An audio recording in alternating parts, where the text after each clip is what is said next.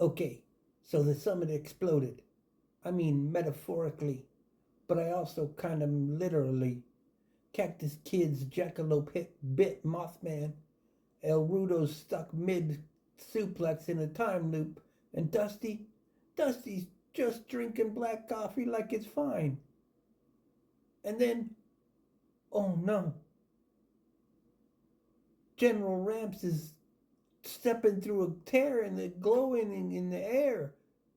He's got, I don't even know what it is, a cosmic deck, a doomsday board. Who lets him have that? Next time, I need to bring an adult.